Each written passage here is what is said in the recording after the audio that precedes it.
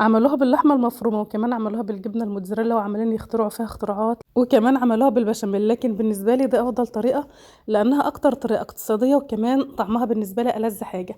هنصلي على الرسول صلى الله عليه وسلم، نقول اللهم بارك، ودعوا من قلبك لإخواتنا ربنا ينصرهم يا رب. ودايما يا جماعة ما ننساهمش، ومستمرين على المقاطعة. ويلا بينا ندخل الوصفة بتاعتنا على طول.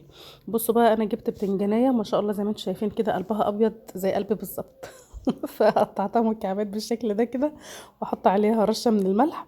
وهقلب بقى البتنجان مع الملح كده علشان خاطر البتنجان ينزل اي ميه زايده فيه. بعد كده معايا حبايه من البطاطس وولادها كده بالشكل ده، حبايه كبيره وكم حبايه صغيره. بالنسبه للكميات اتحكمي في الكميات على حسب ما بتحبي. هقطع البطاطس برضو مكعبات بالشكل ده كده.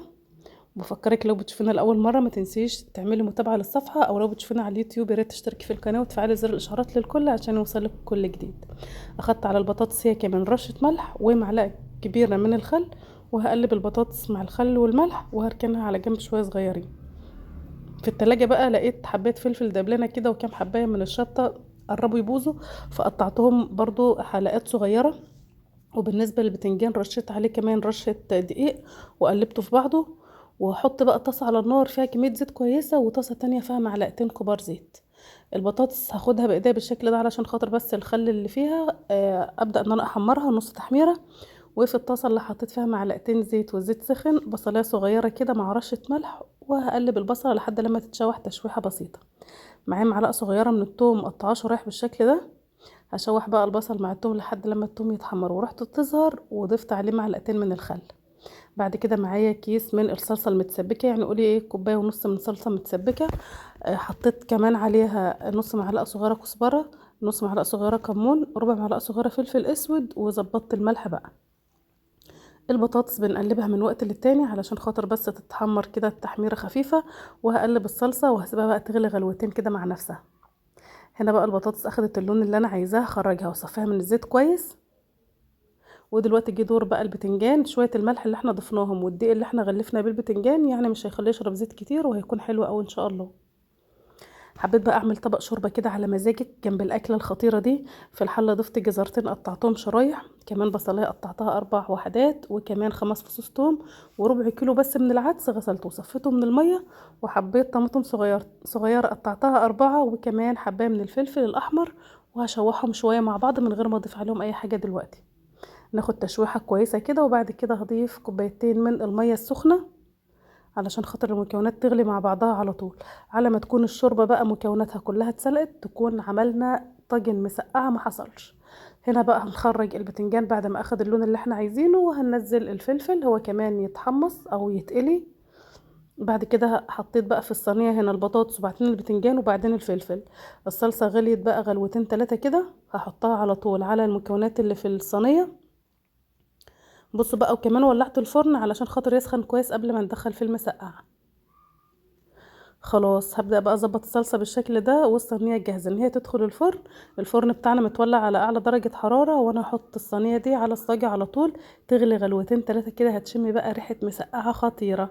كمان بعد شويه هولع عليها الشوايه تاخد ايه تشميعه بسيطه من على الوش. تعالوا بقى نشوف الشوربة بتاعتنا بعد كل المكونات اللي موجودة فيها بعد ما اتسلقت وبقت تحفة جدا.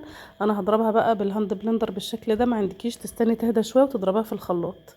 هنعمها كويس قوي علشان خاطر انا مش هصفيها، لو انت حابة تصفيها اللي يريحك. بصوا بقى اللون خطير ازاي، لا وكمان هعزز اللون بتاع الشوربة ونخليه لون تحفة جدا. بصوا بقى ريحة العدس بقى يا جماعة مع ريحة المسقعة اللي عمالة تغلي جوه دي. يا سيدي صحيح. أكلة كان نفسي أقول لكم اقتصادية دايما، بس والله الحمد لله. ونحمد ربنا على كل حال. نظبط بقى الملح. حطيت معلقة صغيرة ممسوحة من الملح. وحطيت كده رشة بسيطة من الكزبرة، وحطيت ربع معلقة فلفل أسود. وكمان هحط نص معلقة صغيرة من الكركم ونص معلقة صغيرة من البابريكا. بس خلاص. هقلبها بقى تقليبة كويسة كده. ونرجع بقى حلة العدس الكويسة دي كده على العين التانية علشان خاطر نجهز ليهم. بصوا بقى شوية شعرية كده على مزاجكم تحلي شوربة العدس دي زيادة زيادة. الطاسة هنا بقى نشفت من المية اللي كانت فيها، هحط معلقة من السمنة البلدي. بحب الأكلات الشعبية بالسمنة البلدي عشان خاطر بتطعمها بصراحة. كمان هضيف معلقتين كبار من الشعرية، ما تزوديش عن معلقتين علشان خاطر الشعرية ما تكونش فيه كتير. هقلب بقى الشعريه شويه، واول ما تبدا ان هي تاخد لون بسيط خالص معايا نص معلقه صغيره من الثوم الشرايح، هشوح بقى الشعريه مع الثوم. ويا سلام بقى على الروايح بتاعت مطبخنا النهارده، شويه اكل عظمه صحيح. بصوا بقى، الاول ما التوم بقى يتحمر كده وياخد ريحه ما شاء الله زي ما انتم شايفين، بصوا الجمال.